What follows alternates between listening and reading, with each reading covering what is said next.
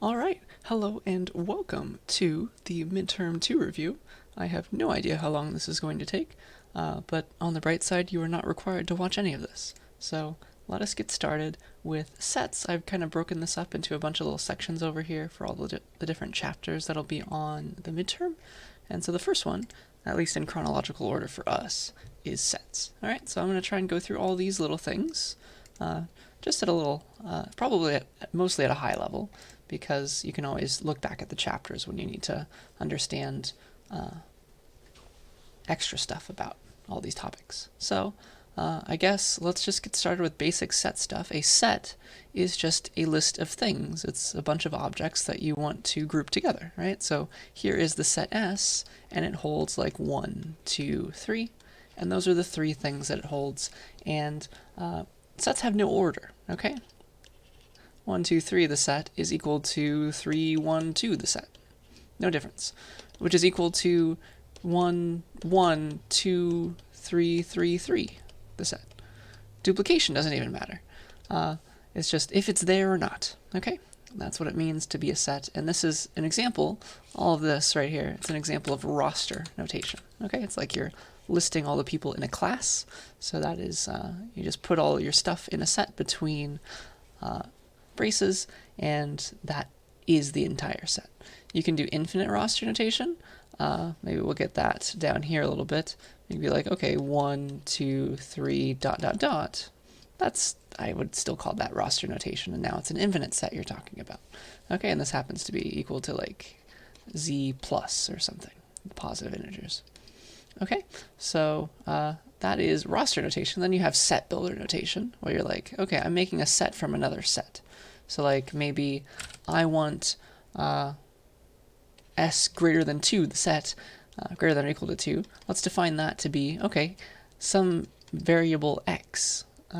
Take values of s such that those values are greater than or equal to 2.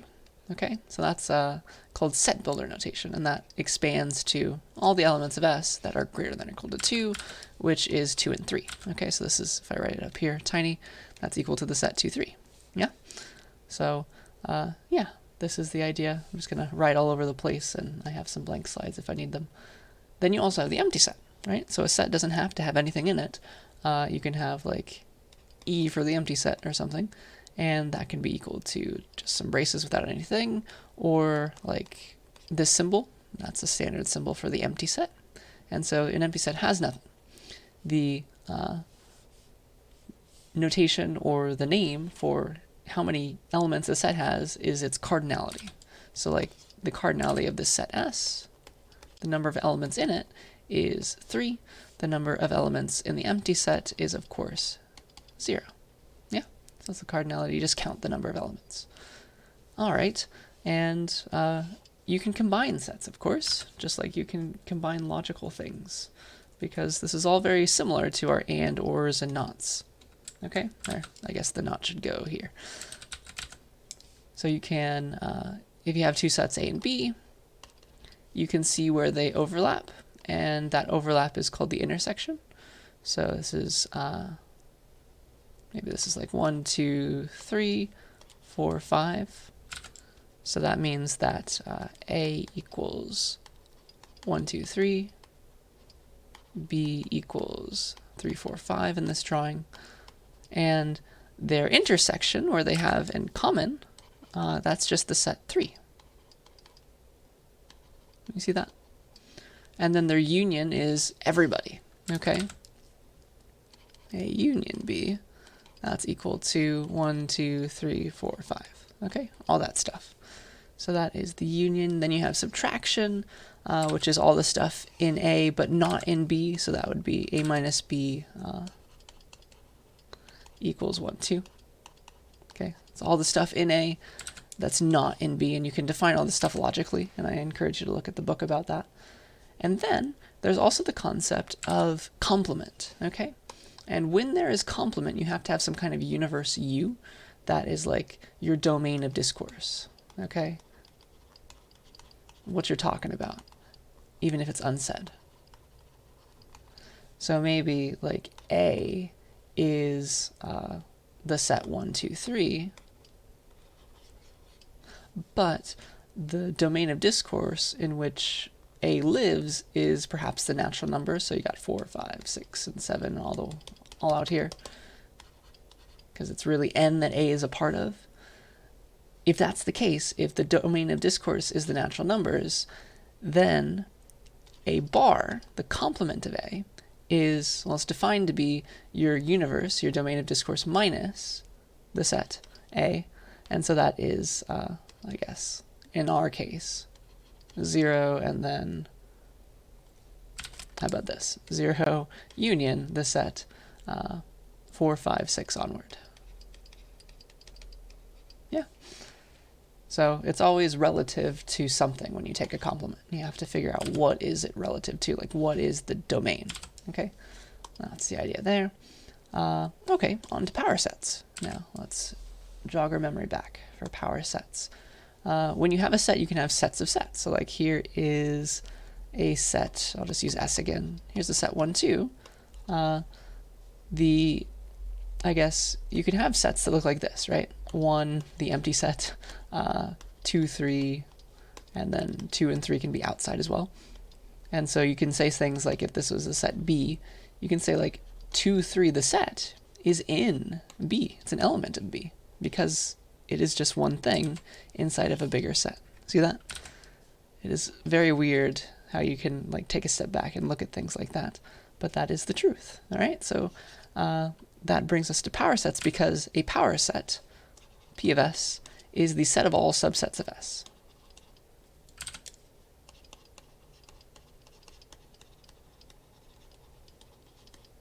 Okay, and remember that a subset, the notation looks like this, like empty set is a subset of everything, so empty set's a subset of S.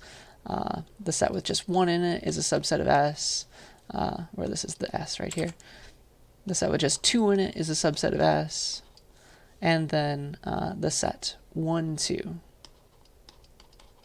is a subset of S. Okay, so these are all the different possible subsets that you can have of S, and so that's equal to P of S. Okay, so if I do another equality, P of S really is equal to the set, well, containing the empty set, the set with just 1, the set with just 2, and the set with the whole thing 1, 2. Okay, because the set itself is a subset of itself. Okay, weird notation. It's like less than or equal to, right? So these are the 4 things, and a good way to remember all this is that the cardinality of the power set is always 2 to the size of the original set. Okay, so this S had 2 elements, and so our power set better have, you can check yourself, it better have 4 elements total. Okay, that's a trick. Okay, I have mentioned all these special sets already, but let's talk about them some more maybe. You can have, let's see here, N, Q, R, and Z are the ones your book likes to talk about. So N, I write it like this because I cannot write bold with my little marker here. This is called blackboard bold. This is the set of natural numbers. It is 0 onwards, because we're computer scientists and not mathematicians who, silly mathematicians, they think it is starting at 1, but no, natural numbers start at 0.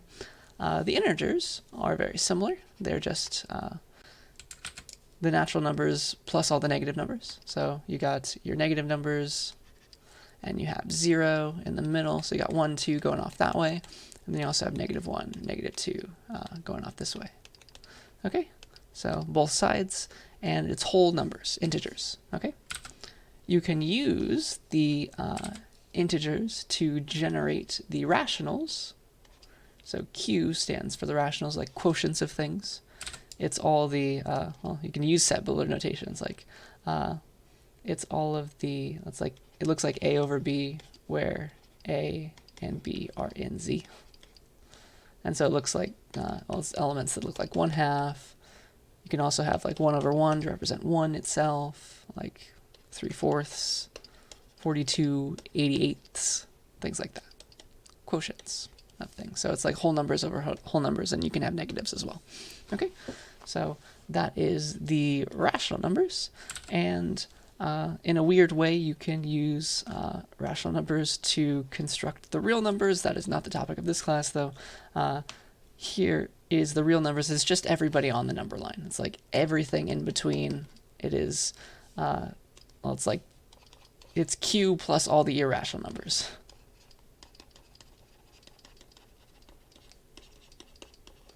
Which contain like pi and e and all that stuff. Okay, so it's just any number you can possibly think of that isn't imaginary. Okay, so it's like you got your 3.14 and you have your pi, 1/4, 1/2. It's all of q and the irrational numbers. Okay, that's the idea, but no imaginary numbers. That is not n. Okay, that is not r. Sorry. Okay. Now we have Cartesian products and partitions. Okay, well, let's do it. So if you have like sets A and B, if A is like 1, 2, and B equals like 3, 4, you can create a Cartesian product, A cross B, which is all the pairs made up of A and B. All pairs where the first element is in A and the second element is in B. Okay, that's A cross B, so the elements look like 1, 3, 2, 4, etc. There's 4 total. I think you can fill in the other 2, right? And you can have like A cross A if you wanted, and like an element in that set would be something like, I don't know, 1, 2, 1. It's just, okay, you're making tuples now with 3 elements. It's triples, I guess. And each index is coming out of the set A. Yeah? That's Cartesian products. And then finally, there's partitioning a set. So if you have some set, like 1, 2, 3, 4, 5, 6, 7, 8, should make a whole lot of sense when you look at the graph theory like lectures. You can partition a set into little subsets that kind of make up the entire set. Okay, so they have to be non-empty. There are some rules that you'll have to look at in your book, but like here's a partition of the set into a bunch of different smaller sets. Okay, and so maybe if the entire set is all of these numbers from 1 to 8, this is a valid partition of the set. Okay, so you're just kind of like cordoning it off. That's all. So those are partitions, and I think that's everything that I wanted to talk about from sets. This is obviously not everything, but it's enough, I hope, to jog your memory and get you to think about what you maybe don't know well enough, and then you can focus on that when you study. Okay, so let's move on now to integers and number theory. Let us begin with the good old division algorithm, which who knows why they gave it such a fancy name. It's just talking about, okay, if you want to divide a number by another number, this is like what you get back, right? If you want to divide like 4 by, I don't know, let's make a bigger number. If you want to divide 8 by 3, that is going to be equal to some number with a remainder left over, right? So it's like 2 remainder 2, right? And all the division algorithm is saying, like, if you have a number, like n is 8 in my example, then you also have something you want to divide by, which is 3. Then there are unique integers, q and r. You cannot have any others, such that r is less than d, otherwise you can go into the number more than you thought you could, such that n equals q times d plus r. Okay, so here's the q, here's the r. Okay, because 8 equals 2 times 3, which is our divisor, plus 2. 6 plus 2 is 8, yeah? That's all the division algorithm is saying, okay? Just remember that all these things are unique. They're all unique. And the operations like div and mod are a thing. And remember that div gives you back the quotient, and mod gives you back the remainder. Mod with negative numbers gets a little weird because the remainder must be positive. See that? Or it must be non-negative. So if you're going to like take -7 mod 2, it might be a different result than you think, because it has to be r like this, okay? Q can totally be negative, but r needs to be positive. So you have to go a bit farther down the number line than you think you need to get the right answer. So this has to be like, if you do -7 div to, that must be something a bit different, okay? So -7 mod 2, well, that's going to be some q times 2 plus some r, okay? So who knows what q is, who knows what r is, and you can kind of guess. Like, you need to go a bit farther because r can only be positive or 0. All right, so that means this better be -4, right? Q better be -4 so that we can have an r of 1 that brings us back from -8 to 7. Okay, that's how I want you to think about it. So -7 mod 2 is equal to, I shouldn't write an equal sign on that side, sorry. It's equal to 1, okay? And -7 div 2, that's equal to -4, in fact, okay? So there's the quotient, there's the remainder. Gotcha? So mod is a wonderful thing, and you can use mod a whole lot, and we like to use it a whole lot in computer science because we have like 32-bit numbers and we can't go bigger than that, okay? Things like that. So we often like to do modular arithmetic, so we're like working in some kind of, the fancy word is a ring, and it's like zi or something. We're working mod I, okay? So zi means we're working mod I. And so we're just always taking mod I when we do all of our operations. You can do addition and multiplication. So let's say let's pretend that I equals, I don't know, 5. We're working mod 5. And so if you want to do like 5, sorry, not 5. If you want to do 4 times 3 in Z5, that is 4 times 3 mod 5. And that's, of course, going to be 4, 8, 12, and so that's going to be 2. And if you had any bigger numbers, like, that's also equal to, if you add 5 to both of these, let's see here, dun, dun, dun, that's equal to 9 times 8 as well, mod 5. Because you can take mod by the original numbers as well, okay? Just remember that. And the same works for addition. Okay, so that's just working mod some number, modular arithmetic, and you can shrink those numbers before you add and you multiply them. Okay, that's a very key thing. Next we have the greatest common divisor. And so the way that we discover the greatest common divisor, remember what that really is. It's like if you have, I don't know, 12 and, no, how about 8? You got to break that down into all of its constituent parts.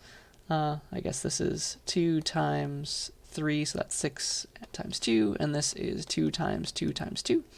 And so you have to find the largest thing that goes into both of them. It's the greatest common divisor. And so I think we can take out 2 2s. So the GCD of 12 and 8 is going to be 4. Okay? I hope that makes sense. Because 8 itself doesn't go into 12. You got to stop at 4. That's the biggest thing, the greatest thing that goes into both of them. Okay? And there's a really nice algorithm that converges very quickly called Euclid's algorithm, or the Euclidean algorithm, that is defined in this way. You take two numbers where one isn't 0. This gets you closer to the answer. And if one of them is 0, well, the other number is your answer. Okay? So let me go through an example of Euclid's algorithm for like some bigger numbers like 61 and 54. So let's do GCD of 61 and 54. And so the idea is you're always going to keep doing mod. So here's 54, here is, or I guess, sorry, that's right, 61, 54, and then we're going to do this mod. This is what? I have my handy-dandy Python open right now, and apparently it's 7. So now we have 7, and then we do 54 mod 7, and that gives us our other two numbers, okay? And we stop once we hit 0. So now we have 5. Okay, what's 7 mod 5? Well, that's 2. Okay, what's 5 mod 2? That's 1. Ooh, this is quite nice. What is 2 mod 1? That is 0, because it goes in cleanly. Can't really do much with 1. Okay, so the answer is going to be 1. That's the GCD. And probably because one of these are prime. Okay, so that's how you find the GCD. These are called relatively prime when the answer is 1. Because even if they're not both prime, they don't have any prime factors in common. That's what that means. Okay, so those are apparently relatively prime numbers, and that was an example of the GCD algorithm. You stop once the next number is 0. The 0 isn't the answer. The one before was the answer.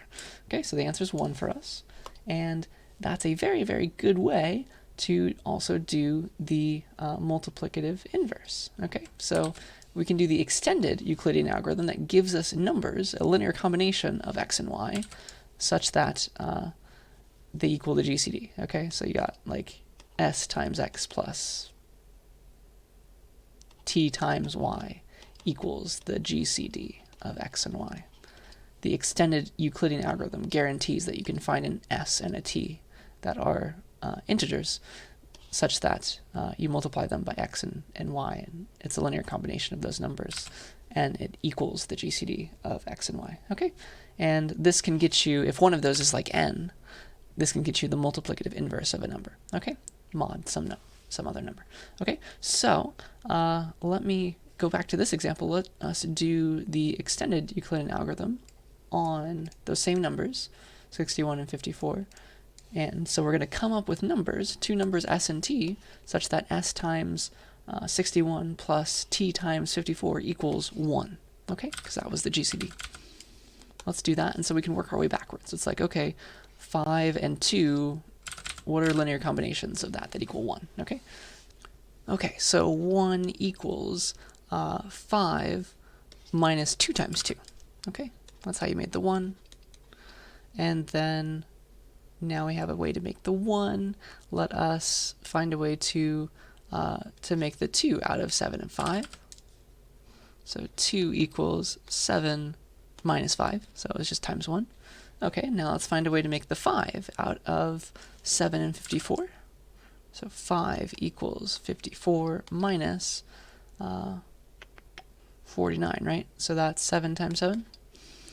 Okay, and then we find ways to make the 7 out of 61 and 54, and that is not too bad. That's 7 equals, I would sure hope that that's equal to 61 minus 54. Okay, and so that's where we can stop, and then we're going to work our way backwards now. Okay, so we're going to try and figure out numbers for all these things. Okay, so 1 equals all this, and let's plug our solution for 2 into that. Okay, so 1 equals 5 minus 2 times 7 minus 5.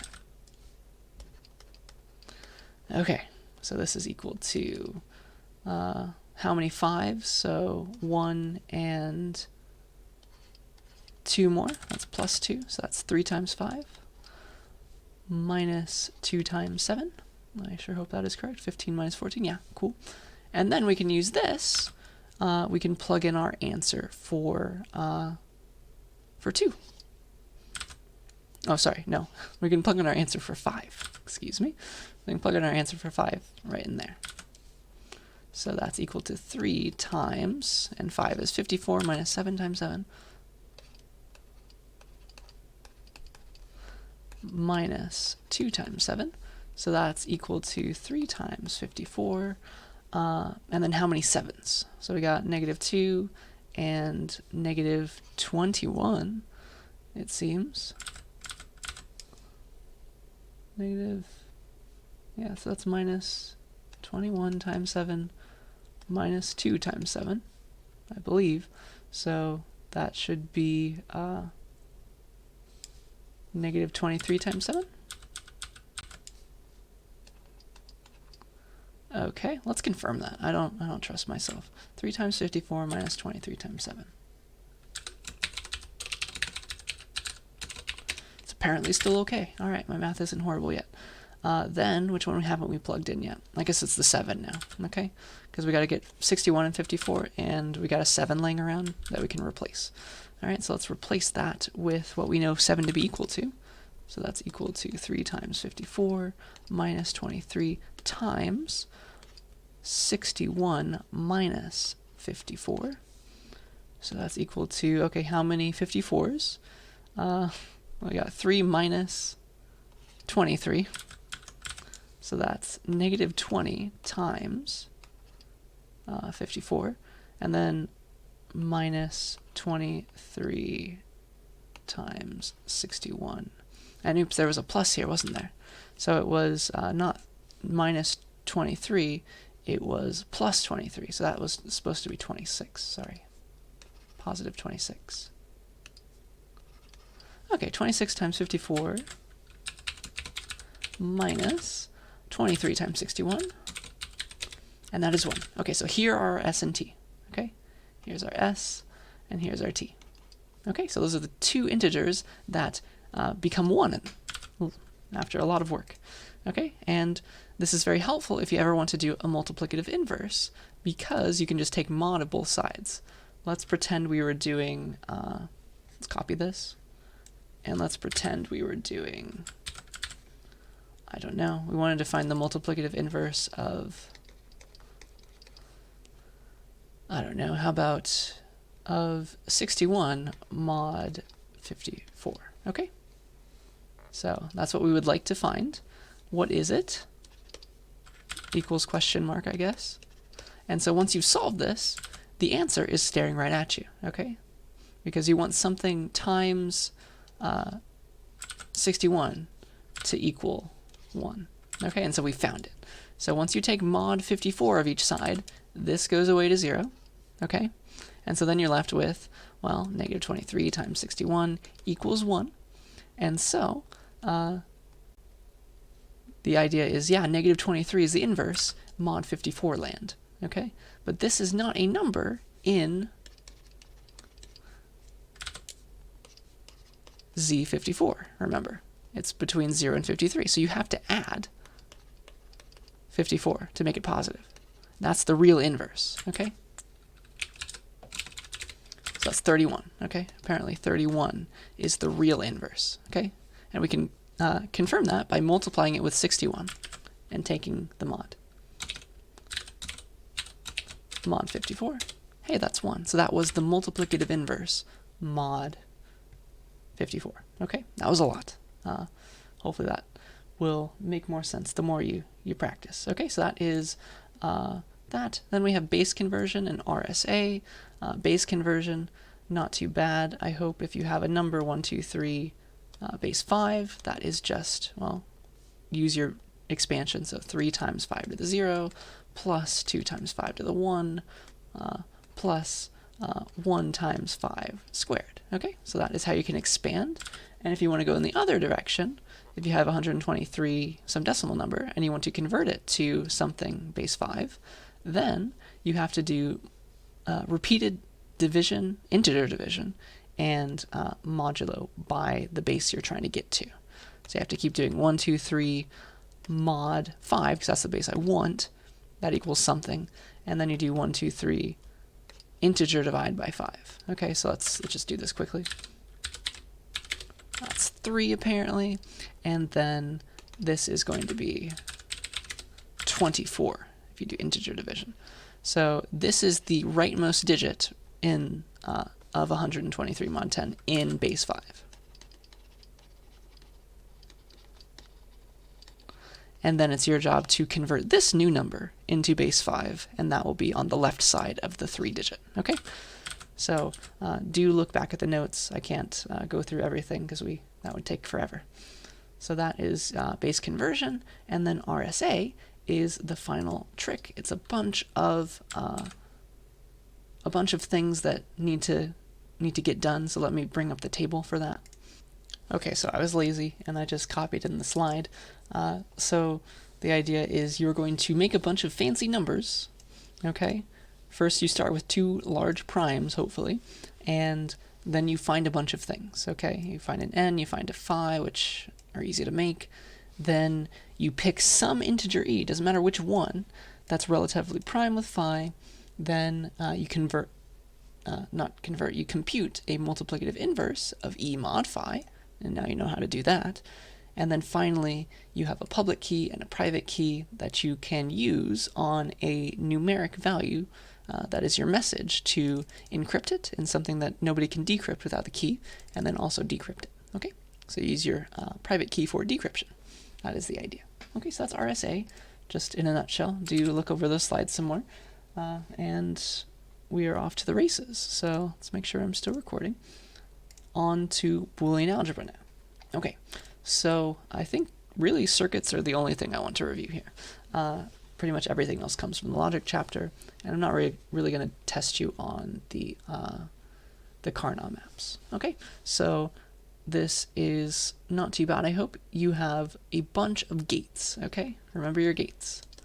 You have the NOT gate, or the inverter. This one does, it has, if you're getting A on the wire, it gives you out not A, okay?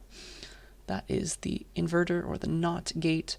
Then you have the AND gate, takes two things, A and B, and it spits out to you A and B. And remember, in Boolean algebra, this is also written as A times B. Remember that? So that is the AND gate. Then you have the OR gate, which very similarly, but it's just a bit more curvy, right? That's an OR gate. You take an A and B on the wire, and then you it's getting ORed at the end. And remember, in Boolean algebra, this is A plus B. Yeah? And I guess, just for good measure, this is a complement. And there are some other gates, but these are the main ones. And yeah, that is the idea. These are the three most important gates because these are functionally complete. You can make any logical thing out of these three gates. So just briefly, let's do not A or B, which in Boolean algebra would look like A bar plus B. How would you make a gate, or sorry, a circuit for that out of gates? Well, you need to take in the original variables on a wire, so A and B, and then you have to do stuff with them. Well, if you want to make not A or B, you got to first make not A, and then you got to OR it with B. Okay, that's the idea. It's just like from left to right is like time, and you want to build up the things properly, okay? Because this is going to give you not A, and then this is going to OR it with B, okay? So this is not A or B. Hopefully that makes some sense, okay? And remember that this is an OR gate. Sorry for my bad drawing. Okay, that is Boolean algebra. Not too bad, that chapter. Okay, functions now. So functions are also not too bad at all. A function, well, you're used to it, like f of x equals 2x plus 1. That's a function. It takes an input and gives you an output. But the way that we define it in math, it's just a set of pairs, okay? Of input-output pairs. And it better be well defined as well. So for example, if this is our function, it's defined as like f equals, it's a set of pairs, all of the inputs and outputs for the domain. Okay, so there's a bunch of like things like, remember, the domain, target, range. These are all different things that you have to go and remember. But f itself, if the domain is, I don't know, let's say that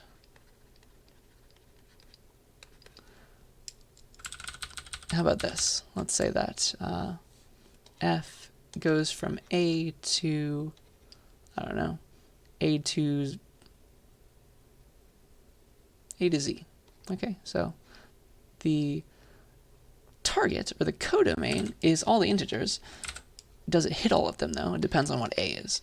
A equals, let's just say that A is a subset of the natural numbers. It's like 2, 3, and 5. Okay, so if that's the domain, and f goes from A to Z, f's only going to hit. For 2, it's going to get 4, 5. That's the output. For the input of 3, it's going to get back 7.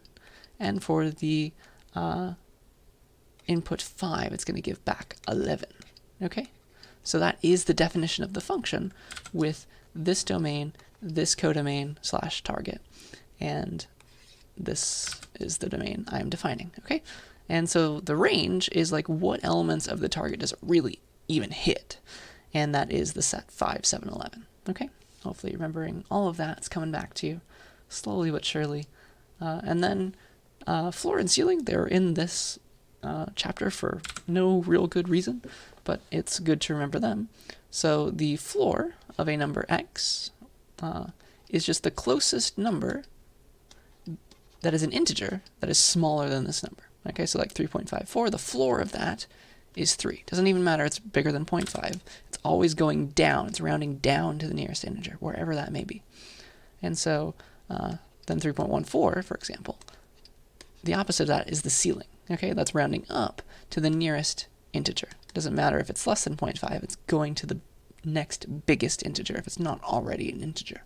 Okay, so 3.14 goes up to 4, and if you're already sitting at an integer from your homework, it doesn't really matter. If you do floor or ceiling, you're still going to get back that same thing. It's always the nearest integer that is either yourself or lower, or yourself or bigger. Okay, that's the idea of floor and ceiling. And then finally, composition. It's just do one function after another. Okay, so G circle F is read as G after F. So first do first, and then you do G second. And G composed with F makes a new function. It is itself a function that you can call. Okay, G composed with F on like a value 2 or something. So here, like if G of X is, I don't know, X plus 3, and F of X is X minus 2, or no, let's do something cooler. Let's make it 2X. Then this is applied to 2, this composition is first do F to the input and then do G to whatever the result was. Okay, so that's equal to G of F of 2, which is equal to G of, what's F of 2? Well, it's 4. So what's G of 4? That's 7. Okay, that's how you do it. That is composition of functions, and that's really all from this chapter that I wanted to go over. Okay, just like for functions, you can define them using sets of Cartesian products of something and something else, sets of tuples, doesn't have to be pairs, but just general tuples. You can have relations now, okay? So it's just a set of pairs again, set of tuples that relate elements, okay? Of some domain, or if there's multiple sets of elements of each of those, right? So a relation on, for example, the set A and, I don't know, let's say that A is 1, 2, and B is 3, 4. You can make a relation R on A and B, okay? On A and B, so relating A to B, okay? So this, you can define it to be a bunch of pairs. So it's like saying that, okay, define it to be relating, like 1 is related to 3, and 2 is related to 3, and 1 is related to 4. Okay, so those are the three elements that are related. So the left side comes from things in A, and the right side comes from things in B. So it's really like the type of this relation, if you want to say. It's like a subset of A cross B. Okay, so it would really be like this. It would be the elements that are themselves related, the left side in A, the right side in B. And so we'd say like 1, 3 is in this relation, the set that describes the relation. 2, 3 is in the set that describes the relation. 1, 4 is in the set that describes this relation. Okay, so that's quite nice, and we can make our relations look a bit more pretty by drawing them. Okay, so there's always this digraph representation, and remember the reason why you write the relation in between is because like less than is a relation. 1 less than 2 is true, yeah, but 2 is not strictly less than 1, yeah, that is the idea. And so if this was A over here, 1 and 2, and B is 3 and 4, we can draw this relation that I'm defining over here, saying that, okay, yeah, 1 is related to 3, it's at directed graph. That's what the die stands for, directed. 1 is related to 3, 1 is related to 4, and then 2 is related to 3. Okay, so that is how we can draw this relation. Okay, lots of terms to talk about relations, though. Relations can be reflexive, symmetric, and transitive, and also there's words that are anti-reflexive, anti-symmetric. I'm just going to talk about reflexive, symmetric, and transitive for now. Let me write a reflexive relation. So this one's reflexive. This next one in the middle will be symmetric. And this one over here will be transitive. So a reflexive relation doesn't matter like what it's relating. Maybe these are all the related bits at the beginning. A relation is reflexive if it has a bunch of self loops. Like in addition to all this stuff, for every element of the domain of this relation, all the things are related to themselves. Okay, so this this only works for binary relations. Okay, I should say that.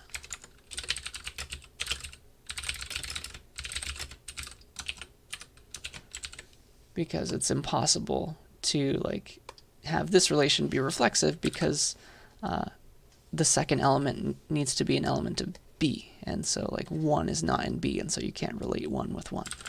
That's the idea. Okay, so this is a reflexive relation because of these 4 things here. Didn't matter any of the other things.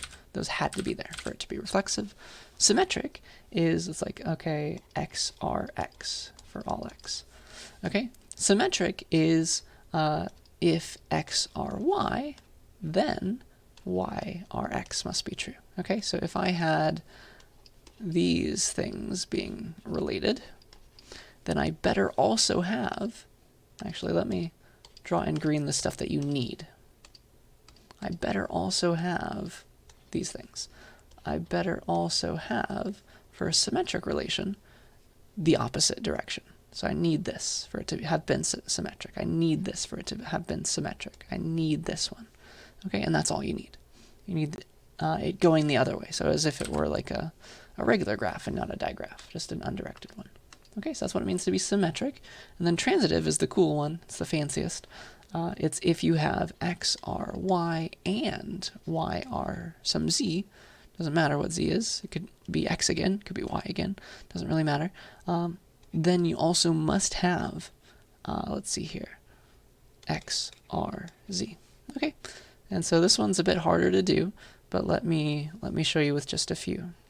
If you have this relation, like this, yeah? If you want it, if it's supposed to be reflexive, you better have these other things, okay? Let me make it reflexive. Well, this is like A, B, and C. Let me not draw it in green.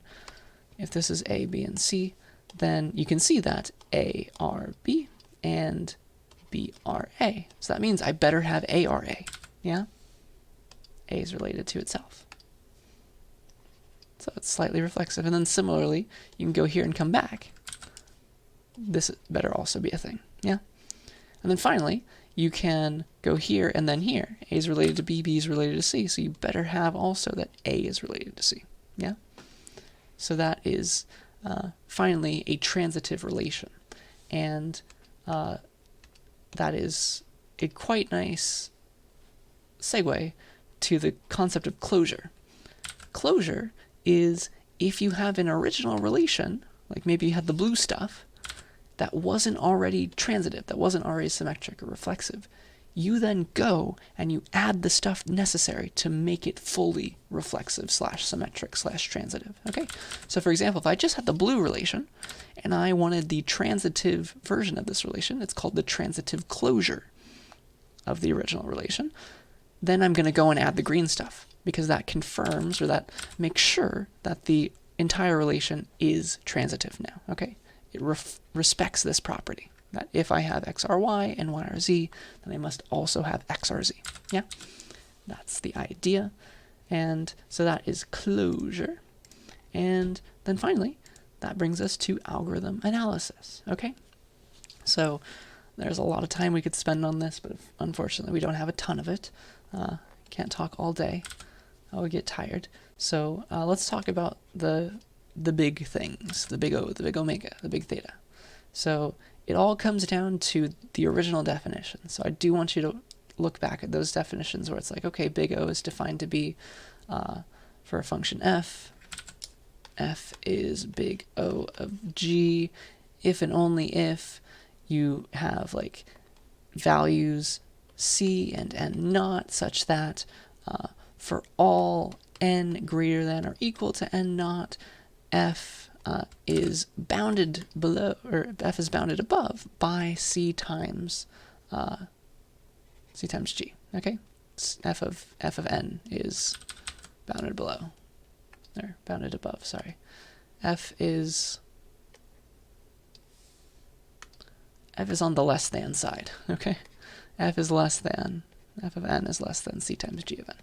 Okay, so do look up the original definition, but this is the 2-second idea. Like if this is f and this is g, and here's like c times g, let's make it smaller for a second and then get way bigger.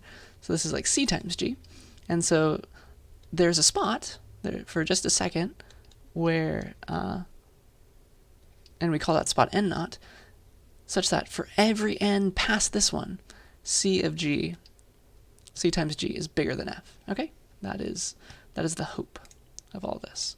Okay, so that is big O. Big omega and big theta are very similar. Let me just give you the hand-wavy definitions of those. So f is big omega of g if it's bounded below by something. So here is f, and maybe here is g, but you can find some constant again, multiply it by the g that maybe starts out above but is now lower. Okay, after some n naught, for every value that's bigger, c times g is a lower bound for f. Okay, so that's big omega, and then big theta, there's nothing left really to say. F is big theta of g if, well, it's got to be both. If and only if, I guess you could say. If f is big O of g and f is big omega of g. So it's bounded above and below by g with different constants, you would imagine. So here's our f, and so it can be bounded on both sides by two constants, perhaps. So like here is c1 times g, and here is c2 times g. Then eventually c1 times g is bigger, and eventually c2 times g is smaller for the rest of time. So like here's some value, here's another value, you take the bigger one, and this will be your n naught. And then like f is sandwiched between c1 times g, or sorry, on the other side, c2 times g less than or equal to f is less than or equal to c1 times g. Okay, hopefully that makes sense. And if the graphs aren't making too much sense, just remember the rules. For big, theta is probably the one you really always care about the most, and you usually, if you use the others, you want the tightest bound anyway. Let's talk about these things. Let me give you a function. Like here's f of x, or f of n, equals 2n squared plus, I don't know, 5n plus 31415. Okay, so the idea, if you're trying to do big theta, is you want to get rid of the lower order terms. So these go away. And then you also want to get rid of any leading constants, because those go away in the definition, because you can always multiply a function by a constant. So this is a nice way of saying that f is big theta of n squared. Okay, that's the idea. So you just go and find the highest term and knock off its constant factors. Okay, so that's big theta, and technically it's also big O of n squared. It's also big omega of n squared. But because of the definitions of O and big O and big omega, you can also give different things. You can also say that f is big O of n cubed, because it's got to be an upper bound. Whatever goes here better be an upper bound. It's just not as tight, okay? So we prefer tight bounds. Similarly, you can say that f is big omega of like just n itself, okay? This is totally a lower bound for the function, this, but it doesn't really tell you as much. It's still a lower bound though, and so it's still allowed. Okay, let's see what else. Then we can go and analyze real algorithms now. We can give values for give a function that describes the number of basic operations for a given input, input size, the number of basic operations that function requires you to use to solve the problem. And so let me try and analyze the is-transitive method of relations that you will be implementing in your lab. So you'll get a little bit of a head start. The idea for is-transitive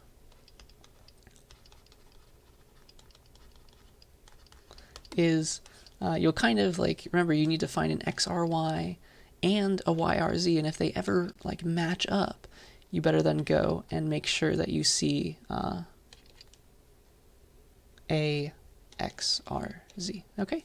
So the idea is like you loop twice. It's like a doubly for loop. So for like A, R, B in the relation, like all the things that are related in R, call them A and B, and then another loop for, I don't know, C, R, D in R, so you loop through them a second time, and then you see if these matched. And if so, you better go and check things. So like if B is equal to C, then you better go and make sure that check that A, R, and then B and C are the same, such that check that A, R, D is in the relation R. That's the idea. And so this is essentially your algorithm. And so if it wasn't, you like return false, you go down here, and then you say return true. Something happens, return false. But here's your is-transitive method. And so what's happening is you're going through all of the relations twice, nested, and then you're doing a bunch of constant work here, okay? So it's just a bunch of if statements, check if something's in a hash table, which is constant time. This is constant work. And then let's pretend that there are n elements in the relation R. And so you're going through it n times once, and then inside of that n more times, and those multiply together. So the whole thing is big theta of n squared. Okay, so it's a quadratic time algorithm. Okay, and so this is the kind of thing you'll be thinking about. Usually, if there's just a bunch of loops, they get nested and they get multiplied. So figure out how many, like, to just do this, that would be theta of n. To just do this, that would be theta of n. Because it's nested, you gotta multiply those n's together. Yeah. So hopefully that's all coming back. And yeah, that's the idea for algorithm analysis, a quick little example. And then finally, we have finite state machines. That's the last thing I want to talk about before my voice goes out. So a finite state machine, it's just a nice way to represent computation sometimes. Usually there is a start state, and there's a bunch of states that you can go through. And so here is like a finite state machine that accepts any numbers that are divisible by 5. So you give it a number, you give it like 1, 2, 5, 0, 5, and it'll tell you as it reads each character, like, is the number that it's read so far divisible by 5 or not.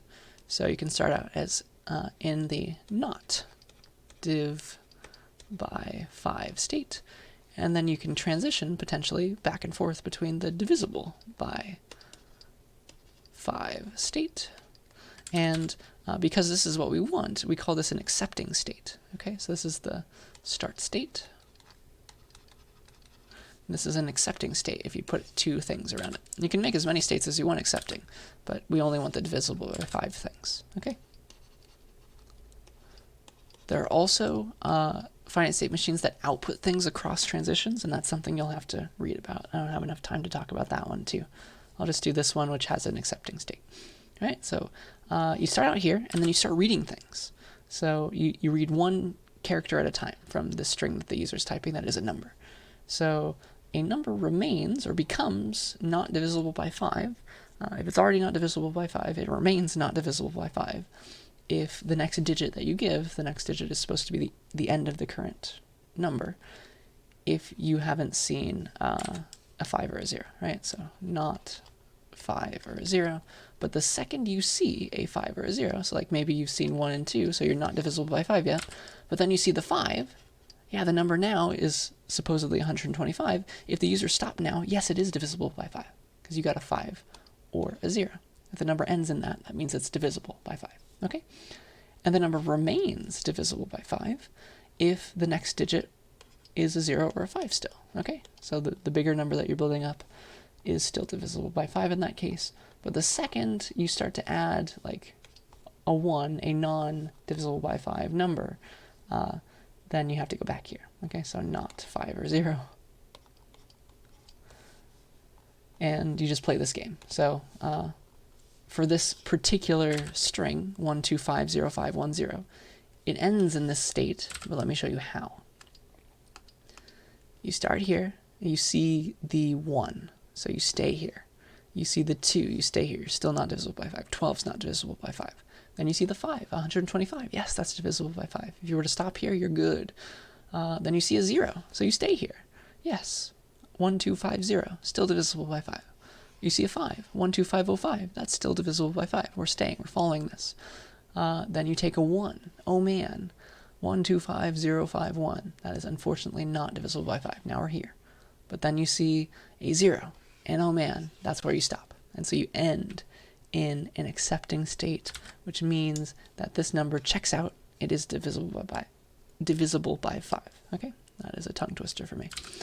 Okay, I think that was a lot. Just under an hour it seems, so not too bad. I hope this should get you going for your midterm. Good luck. I think that's everything I really wanted to cover. So do yell at me if you have any questions. Look at the slides, look at the textbook chapters, look at your homeworks, and yeah, that is your review. So I will see you soon, and yell at me if you have any questions.